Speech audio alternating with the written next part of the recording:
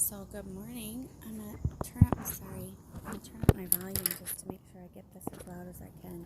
Because I talk kind of quiet because I don't want to wake up the family back in there. It's kind of, maybe I need to bring this closer though so you can hear better. It might rain, so I hope not, but I love being outside. So what a cool morning. I pray y'all are having a great morning. God led me to Hebrews 8 today. It was so cool because it had a direct connection with what else I was reading. I'll tell you about that in a minute. But a lot of joy in these verses and a lot about a new covenant and grace. So super cool. So Hebrews 8 is where I just knew I needed to read today. And the greatest part of that is, again, talking about back in the Old Testament times, they had to do certain laws. They had man-made things to offer God, and God said, it's not going to add up. It's not going to be enough. And that's kind of the same way with as much as we try to please Him, to please others, to get happy ourselves, it's never going to add up. And so God said, I saw that you needed more, and so I'm making a new covenant with you.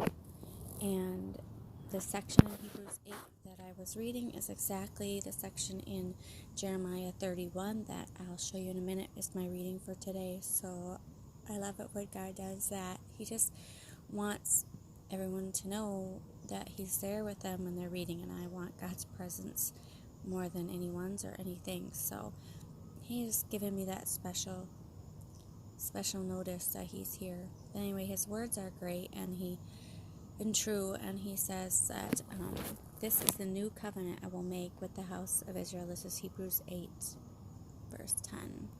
I will put my law in their minds, and I'll write them on their hearts. I will be their God, and they will be my people. No longer will a man teach his neighbor or a man his brother, saying, know the Lord, because they will all know me, from the least of them to the greatest. For I will forgive their wickedness, and I will remember their sins no more. By calling this covenant new, He has made the first one obsolete, and what is obsolete and aging will soon disappear. So the old stuff isn't in effect. God said, I put a new covenant in you. Any covenant that relies just on me is on sand, but any covenant, any promise that relies on God is for sure. So I just love where He says, it's not even going to be a need for teachers anymore in heaven, because we're all going to completely know Him. Will be, I'm sure, it's a process of growing, but because it's awesome to grow, but we're going to still have it all. No need for anyone else to teach anyone else. It's super exciting. So then I went to Jeremiah 31, which I'll show you what I read in the back of my Bible.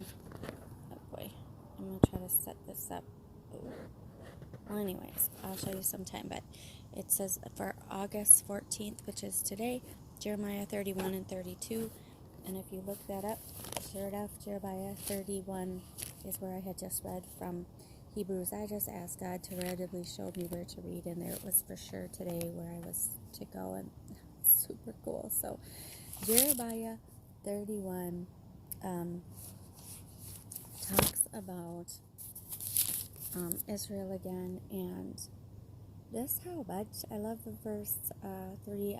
The Lord appeared to us in the past, saying, I have loved you with an everlasting love. I have drawn you with loving kindness. I will build you up again, and you will be rebuilt, O Virgin Israel. And again you will take up your tambourines and go out to dance with the joyful. Again you will plant vineyards on the hills of Samaria. So it's just like, sing with joy, joy, joy. That why? Because we've been broke down. God breaks us down to say, you need me. Don't rely on yourself or other people. The stuff that you thought would matter aren't going to matter anymore. He can turn things around like that.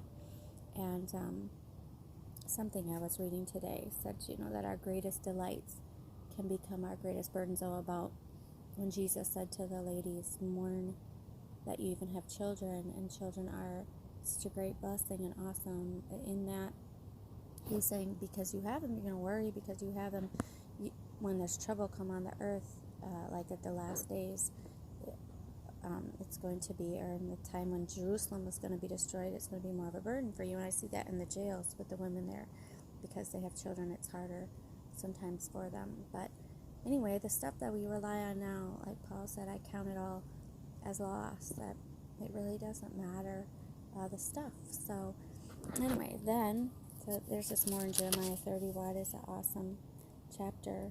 They will sorrow no more. Verse 13, they will dance and be glad. I'm not going to get to dancing, but I should sing, because it's just such a section about comfort and joy and singing, and it's a cool section that keeps being repeated. And then the last one, I apologize for holding this, but I want you to still be able to hear, and I'm not sure if holding it close will help. And the last section, the devotional reading today was supposed to, and it's going to be, I should have brought this up on my computer, but it's from, Bible Gateway. I know there's a better way, but I'm not going to wait till I get it perfect. And it related to a psalm.